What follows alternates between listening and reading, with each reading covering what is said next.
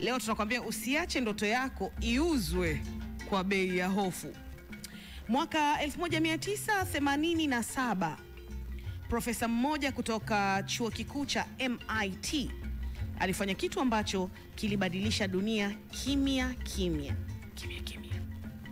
Wakati wengine waliona ndege kama chombo cha kusafirishia abiria, yeye aliona fursa ya kubadili mfumo mzima wa biashara hii. Akatengeneza mpangilio wa hesabu, yani algorithm, ulioweza kubashiri mahitaji na kubadilisha bei za ticket kwa sekunde chache. Yani mfumo uliogeuza sekta ya usafiri wa anga na kuingiza mabilioni ya fedha hadi leo hii.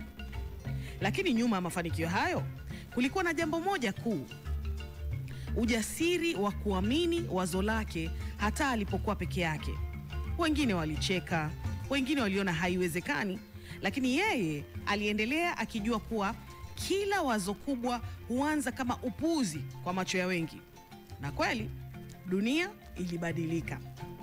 Somo ambalo tunalipata kutokana na motisha hii ya leo: usiogope kuanza peke yako. Usiache wazo lako lipotee kwa sababu wengine hawalioni thamani yake. Wakati wengine wanaangalia ndege ikiruka, wewe unaweza kubuni engine ya kuifanya iruke. Kila mtu katika dunia hii ana algorithm yake ya mafanikio. Ni mchanganyiko wa ndoto, bidii na imani isiyotikisika.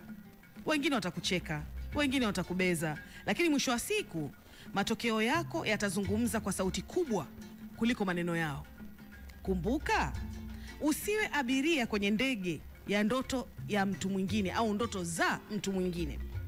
Jenga ndoto yako mwenyewe, iendeshe na uelekeze penye mafanikio yako.